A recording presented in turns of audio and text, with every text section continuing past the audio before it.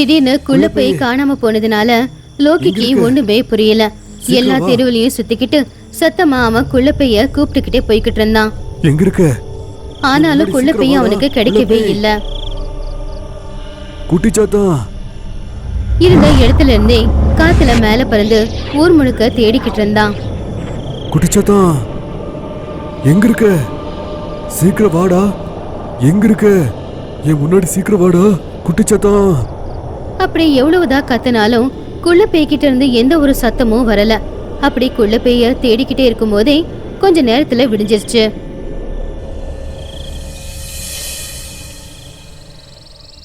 எப்படியாச்சும் குட்டிச்சாத்தான கண்டுபிடிக்கணும். பாவம் என்னாலும் தெரியல.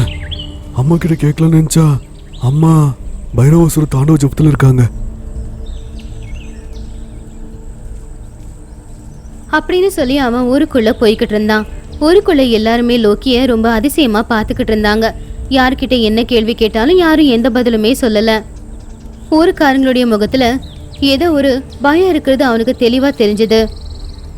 அப்ப அங்க மரத்துக்கு கீழே உட்காந்துருந்த ஒருத்தர் கிட்ட லோக்கி பேசிக்கிட்டு இருந்தான். உங்க ஊர்ல என்ன நடக்குது? ராத்திரி ஒருத்தர் கூட இருக்கவே இல்ல. ஊர் முழுவதும் இருட்டு. யாரோ அழுதுகிட்டே இருக்கிற மாதிரி ஒரு ராகத்துல ஒரு குரல் கேட்டேன். யாரு அது? ஏப்பா ஏதோ புதுசாக இருக்க நீயே. உனக்கு எதுக்குப்பா எங்கள் ஊரை பற்றி?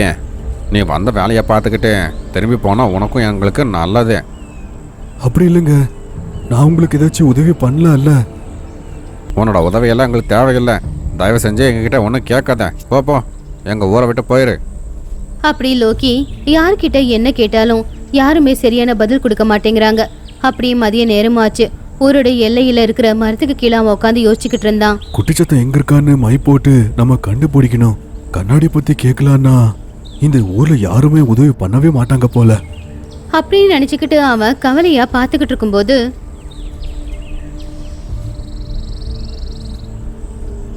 ஒரு வயசான பாட்டி லோக்கி பக்கத்துல நடந்துகிட்டே வந்து, ரொம்ப நேரமா நான் என் வீட்டுக்குள்ள இருந்து உன்னை பார்த்துக்கிட்டு தான்ப்பா இருக்கேன்.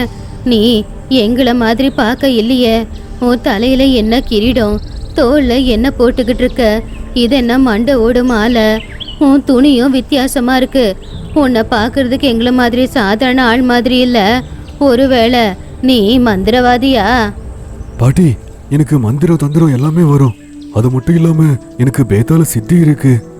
மந்திரவாதி தான், ஆனா என்னோட சக்தியை நல்லதுக்காக பயன்படுத்துவானா? நல்ல மந்திரவாதி. ஓ அப்படியா? சரி, அதெல்லாம் இருக்கட்டும்.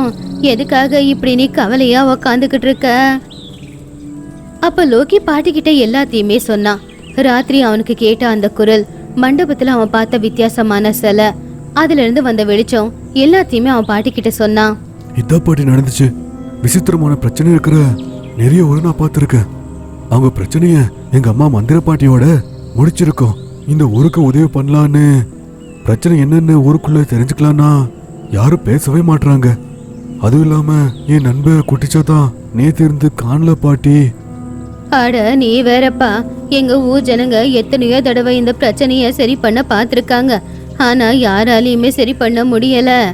நான் சரி பண்றேன்னு நீ கேட்டாலுமே யாரும் உனக்கு எதுவுமே உதவி பண்ணவும் மாட்டாங்க. இந்த ஊரோட பிரச்சனை என்னங்கிறத நான் உன்கிட்ட சொல்றேன் வாப்பா. பல வருஷத்துக்கு முன்னாடியே எங்க ஊருக்கு ஏதோ பேய் பிடிச்சிருக்கு அப்படின்னு நினைக்கிறேன். நீ பாத்தியே அந்த மண்டபத்துல இருக்கிற சிலை, அது இப்ப எடுத்தது இல்லப்பா. பல வருஷத்துக்கு முன்னாடி சுடுகாட்டுல பள்ளம் நோண்டிக்கிட்டு இருக்கும் போது எங்களுடைய முன்னோர்களுக்கு அந்த பள்ளத்துல கிடைச்ச சிலை. அது ஏதோ அம்மன் சிலையா நினைச்சுக்கிட்டு அதுக்கு ஒரு மண்டபத்தை கட்டி வச்சு பூஜையும் செஞ்சுக்கிட்டு இருந்தாங்க. கொஞ்ச நாளுக்கு அப்புறமா யாரோ ஒரு முனிவர் வந்து சொன்னாராமா, அது ஒன்றும் கடவுள் சிலை கிடையாது, அதுக்கு பூஜை பண்ணா தரித்திரம் அப்படின்னு. அன்னையில இருந்து அந்த மண்டபத்துக்கு பக்கத்துல யாருமே போகல. சில வருஷத்துக்கு முன்னாடில இருந்து அழகான ஒரு பொண்ணு ராத்திரி நேரத்துல வந்து ஒரு அழகான ராகத்தை பாடி அந்த மண்டபத்துல இருக்கிற சிலைக்கு முன்னாடி உக்காந்துக்கிட்டு ஏதேதோ பூஜையை செஞ்சுக்கிட்டு இருக்கலாமா. அந்த நேரத்துல அந்த பொண்ணை யாராவது பார்த்தாங்கன்னா அவங்க பயங்கரமான 2 கால பூனையா மாறிடுவாங்களாம். எங்க ஊர்ல இருக்கிற நிறைய வயசு பசங்க அந்த பொண்ணோட குரலை கேட்டு ரொம்பவும் ஆர்வமா தூரத்துல நின்னு பார்க்கலான்னு போய் அந்த வெளிச்சம் பட்ட உடனேயே அவங்க எல்லாருமே 2 கால் பூனையா மாறிக்கிட்டு இருந்தாங்க. அதுக்கப்புறமா அந்த பக்கம் யாரும் போக முயற்சி பண்ணவே இல்லை. பாவம், எங்க ஊரோட பெரிய மனுஷன் அந்த சிலைக்கிட்ட இருந்து இந்த ஊரை காப்பாத்துறதுக்கு செய்யாத ஒரு முயற்சி அப்படின்னு எதுவும் இல்லை. ஆனா அவருடைய பேர பிள்ளையும் அந்த வெளிச்சத்தை பார்த்து பயங்கரமான 2 கால் பூனையா மாறி எங்கேயோ போயிட்டான். விசித்திரமான 2 கால பூனைனா நேத்து ராத்திரி நான் மண்டபத்துல பார்த்தது என்னோட குட்டிச்சாத்தானா? குட்டிச்சாத்தா பூனையா மாறிட்டானா? அவன் தான் அந்த பூனைனா? என்ன போது எதுக்கு பயந்து ஓடுனா? பாட்டி, யாரா இருந்தாலும் அந்த வெளிச்சத்துல அந்த பொண்ணை பார்த்தா விசித்திரமான பூனையா மாறிடுவாங்களா? ஆமாப்பா, அந்த பொண்ணு பாட்டு பாடும்போது அந்த வெளிச்சத்துல யார் பட்டாலும் சரி, அவங்க யாரா இருந்தாலும் பயங்கரமான 2 கால பூனையா மாறிடுவாங்க. அப்படி பூனையா மாறினவங்களுக்கு அடுத்த நாள் சாயந்தரம் சூரியன் மறையிறதுக்குள்ள எப்படியாவது ருத்ர கங்கா ஜலத்துல அபிஷேகம் செஞ்சா மட்டும்தான் அவங்களுடைய பழைய உருவம் அவங்களுக்கு கிடைக்கும்.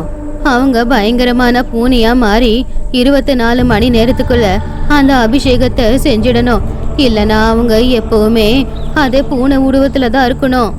அப்படின்னா ராத்திரி என்ன பார்த்து ஓடி போனது குட்டிச்சாத்தம் தான் போல. முதல்ல அவனை காப்பாத்தணும். ருத்ர கங்காஜலமா? அது எங்க கிடைக்கும்? இந்த ஊருக்கு பக்கத்துல ஒரு காடு இருக்கு. அந்த காட்டுல ஒரு மலை, அதுக்கு மேல அருவி கொட்டிக்கிட்டு இருக்கு. அங்கதான் ருத்ர மகர்ஷியோட ஆசிரமம் இருக்கு. நீ முதல்ல போய் அவரை சந்திச்சு பாரு. அவரு உனக்கு ஏதாவது தீர்வு சொல்லுவாரு அப்படின்னு சொன்னதும் லோக்கி ஒரு நொடி கூட தாமதிக்காம அங்கிருந்து ருத்ர மகர்ஷியோட ஆசிரமத்துக்கு போனான்.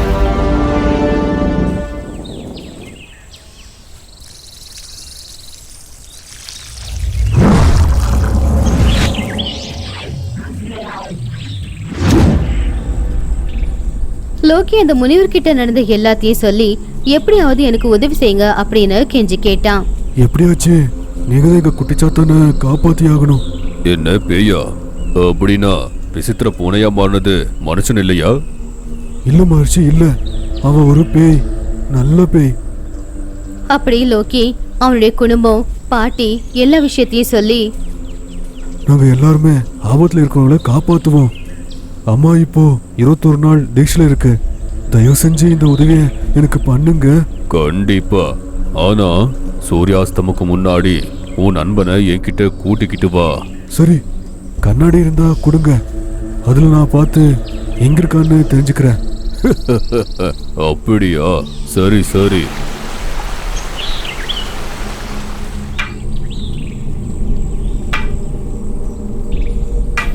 இந்தா அப்படின்னு ஒரு கண்ணாடி கொடுத்தாரு. லோக்கி அத மாய கண்ணாடியா மாத்தி அதுல அவன் குள்ள பேய் எங்க அப்படின்னு பார்த்தான்.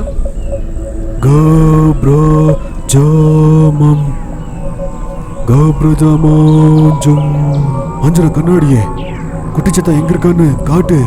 ஆனா மாய கண்ணாடியில கருப்பான புகை தவிர வேற எதுவுமே வரல. குள்ள பேய் எங்க இருக்கு அப்படிங்கறது மாய கண்ணாடியால காட்ட முடியல. என்ன இது? குட்டிச்சத்தா அஞ்சனா கண்ணாடியில கூட தெரியல. அம்மா, என்னானா? கவலைப்படாதப்பா. யாரா இருந்தாலும் கூட அந்த விசித்திரமான பூனையா மாறினதும் அவங்க யாருன்னு மறந்து போவாங்க. அவங்க பேர் என்னன்னு கூட அவங்களுக்கு தெரியாது. அதனால அஞ்சனத்துல கூப்பிட்டாலும் அவங்க தெரிய மாட்டாங்க. மறந்துடுவாங்களா? அவங்க பேர் கூட அவங்களுக்கு தெரியாதா? அதுக்கு தானா பூனையா மாறின குட்டிச்சத்தான் என்னை பார்த்து பயந்து ஓடி போனா? இப்போ என்ன பண்றது ருத்ர மகர்ஷி? வேற வழியே இல்லையா?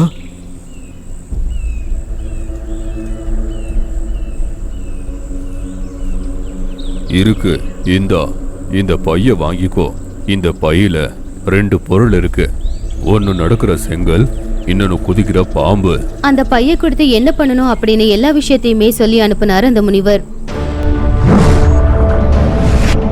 லோக்கி அந்த பைய எடுத்துக்கிட்டு நேரா அங்கிருந்து பறந்து சுடுகாட்டுக்கிட்ட இருக்கிற அந்த மண்டபத்துக்கிட்ட போனா.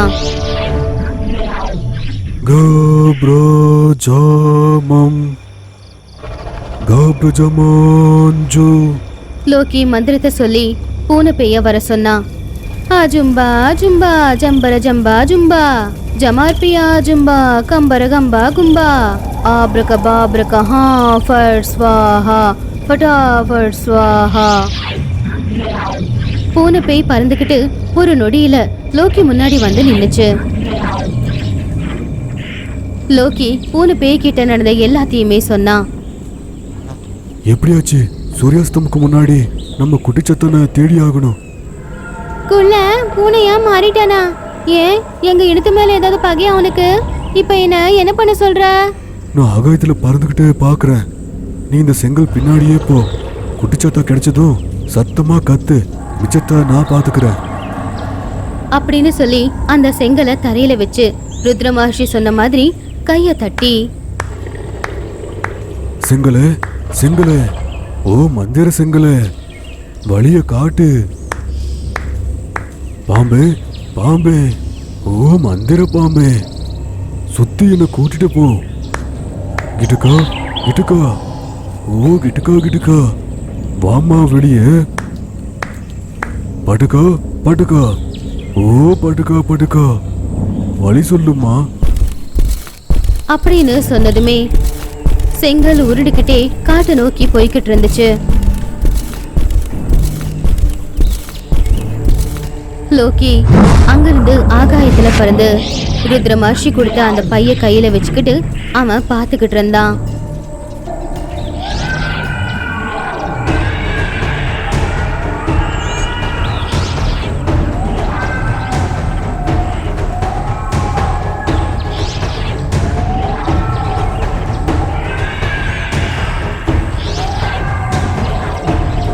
பூனை பேய் அந்த செங்கல் பின்னாடியே போச்சு. ஆனா அந்த பூனை பேயோட சக்தி அதிசய உருவத்துல இருக்கிற பூனை மேல வேலை செய்யல. லோக்கி சீக்கிரமா, இவனை என்னால பிடிக்க முடியல. எவ்வளவு முயற்சி பண்ணாலும் அந்த பூனை பேயால பிடிக்க முடியல. அந்த சத்தத்தை கேட்டதுமே லோக்கி அவன் பையில இருக்கிற மரப்பாம்பை எடுத்து அதோட காதுல மந்திரத்தை சொன்னான். சர்வோ சர்ப்ப விற்ப விசன்கா சர்க்க மார்க்க வந்தி விவம்கி தந்திர பந்திர சந்திர பந்திர பந்திர கண்ட கந்தல வந்தி விப்ரமா பிரமா விப்ரமா பிரமா தலபலா தலபலா கம்பிரமா கமா. அப்படி மந்திரத்தை சொன்னதும் அந்த மரப்பாம்புக்கு உயிர் வந்துச்சு. அது ஒரு ஈட்டியா மாறி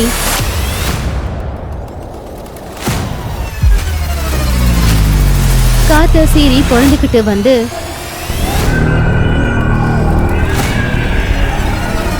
அந்த வித்தியாசமான பூனைய அசைய விடாம கயிறா கட்டி போட்டுருச்சு. லோக்கி உடனே அங்க இறங்கி அடப்பட்டு இருந்த அந்த பூனைய தூக்கிக்கிட்டு சாயந்தரத்துக்குள்ள ருத்ர மகர்ஷியோட ஆசிரமத்துக்கு கூட்டிக்கிட்டு போனான். ருத்ர மகர்ஷி அவருடைய கமண்டலத்துல இருக்கிற தண்ணியை எடுத்து அந்த தண்ணியால அந்த பூனைக்கு அபிஷேகம் பண்ணாரு. அப்ப பயங்கரமா இருந்த அந்த பூனை குள்ள பேயா மாறுச்சு. என் கண்ணுக்கு யாருமே தெரியலையே. குட்டிச்சத்தம் எல்லாருக்குமே தெரிய மாட்டாங்க ஐயா. நீங்க பண்ண உதவிய நான் எப்பவுமே மறக்கவே மாட்டேன். இதுல பெரிய விஷயம் ஒண்ணுமே இல்ல. எங்க குரு இத எனக்கு சொல்லி கொடுத்தாங்க. அந்த ஊருக்கு இருக்க பிரச்சனைய யாராலையும் நீக்கவே முடியல. ஆனா விசித்திரமான பூனையா மாறினவங்கள மறுபடியும் மனுஷனா மாத்துறதுக்கு எங்க குருவுக்கு நிறைய வருஷங்கள் தேவைப்பட்டுச்சு. அவங்க சாகிறதுக்கு முன்னாடி அந்த கல்வியை சொல்லி கொடுத்து இந்த ஊர்ஜனங்களை காப்பாத்துன்னு சொன்னாங்க. அந்த பிரச்சனை என்ன குருவே? ராத்திரி அழகான உருவத்துல ஊருக்குள்ள சோகமா பாடுறது மனுஷி இல்ல, பிசாசு. எங்க குரு முத்தாத்தாவோட காலத்துல இருந்து அதை கொல்றதுக்கு நிறைய பேர் முயற்சி பண்ணாங்க. ராத்திரி அழகான உருவத்துல பாடிக்கிட்டே வந்து அந்த மண்டபத்துல துர்நேத்ரா விக்கிரகத்துக்கு தீமை மந்திரத்தால பூஜை பண்ணிக்கிட்டே இருப்பா. அப்படி பூஜை பண்றத யாராச்சும் பார்த்தாங்கன்னா அவங்க விசித்திரமான 2 காலு பூனையா மாறிடுவாங்க. அவங்க எதுக்கு இந்த அர்த்தராத்திரி அந்த மண்டபத்துல இருக்கிற சிலைக்கு பூஜை பண்ணிக்கிட்டே இருக்காங்கன்னு யாருக்குமே தெரியாது. எங்க குரு சொன்ன மாதிரி வெளிச்சத்துல இந்த மலைக்கு பின்னாடி இருக்கிற ஒரு பெரிய காட்டுல பாழடைஞ்ச குகையில இவ சுத்திக்கிட்டே இருப்பா. பிசாசா இருக்கும்போது கூட அதை கொல்றது சுலபம், ஆனா முடியல. அர்த்தராத்திரி மனுஷ மாதிரி இருக்கும்போது அவளை ஒண்ணுமே பண்ண முடியாது. பிசாசு உருவத்துல இருக்கும்போது அதுக்கு கழுத்துல ஒரு இதயம், உதர பாகம், அப்படின்னா வயிற்றுல ஒரு இதயம், 2 இதயம் சேர்ந்து இருக்கும். அதை கொல்றதுக்கு மந்திரம், தந்திரம், ஆயுதம், பூதம், பிரேத்தம், ஜந்து, பறவை இந்த மாதிரி ஒண்ணுமே பயன்படுத்தவே கூடாது. ஒரு மாமூலான மனுஷன் மட்டும்தான் அதை கொல்ல முடியும். அதை கொன்னா ஊருக்கு பிடிச்ச சனி எல்லாம் போயிடும். அதனால தாங்க யாருன்னே தெரியாம விசித்திரமான பூனையா மாறி காட்டுக்குள்ள ஓடி போயிட்டாங்க. அவங்க உயிரோட இருக்காங்களோ இல்லையான்னு கூட தெரியல. அப்படி போனவங்க அப்பா அம்மா அழுதுகிட்டு அந்த ஊர்க்காரங்க உயிரோட இருக்கிற போன மாதிரி இருக்காங்க. அதுக்குதான் அந்த ஊர்ல யாருமே புது ஆட்களுக்கிட்ட பேச மாட்டாங்க. ருத்ர மகர்ஷி, நான் வாக்கு கொடுக்குறேன். என் உயிரே போனாலும் பரவாயில்ல, கண்டிப்பா அந்த பிசாசு கொண்டு திரும்பி வரேன். இந்த ஊருக்கு பிடிச்ச சனிய நான் நீக்கி காட்டுறேன். முதலையே சொன்னல, மந்திர தந்திரத்தால அதை கொல்ல முடியாது, கொல்லவும் கூடாது, கடைசியா ஆயுதத்தை கூட பயன்படுத்த கூடாது. புரிஞ்சிச்சு ருத்ர மகர்ஷி. ஒரு சாதாரண மனுஷனா அதை கொண்டு நான் திரும்ப வரேன். அப்படி லோக்கி குள்ள பேய் பூனை பேய் பறந்துகிட்டு ருத்ர மகர்ஷி சொன்ன இடத்துக்கு போய் மலை குகையில அந்த பேய்க்காக அவங்க தேடிக்கிட்டு இருந்தாங்க. அதோட இதய துடிப்பு கேக்குது. இந்த வேதாள கிரீடத்தை எடுத்துக்கோ, நீ இங்கே இரு, நான் போய் அதை கொண்டுட்டு வரேன்.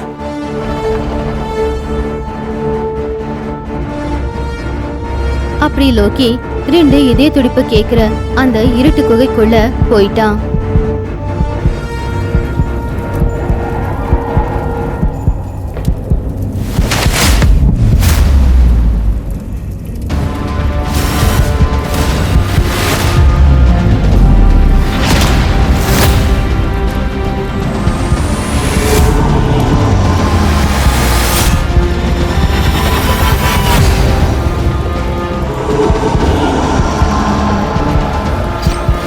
லோக்கி அவனுடைய 4 கை உதவியால பேய்கிட்ட இருக்கிற அந்த 2 இதயத்தையுமே இறுக்கமா பிடிச்சு ஒரே நேரத்துல அந்த 2 இதயத்தோட துடிப்பையும் நிப்பாட்ட முயற்சி பண்ணான்.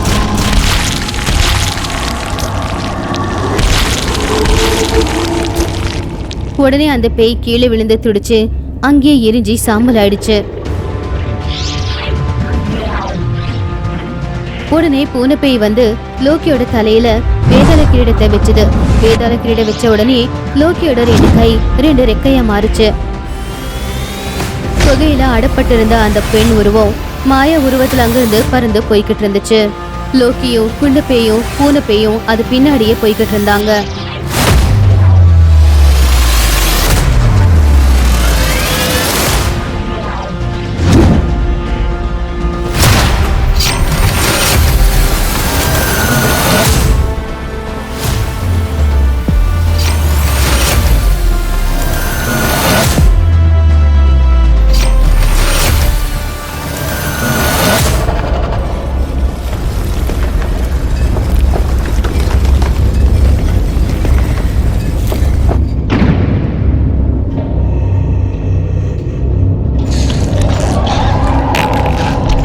இந்த சிலைய வேதாள கிரீடம் வச்சுக்கிட்டு இருக்கிற லோக்கியாலேயே தொட முடியலையே, அப்புறம் நான் எப்படி?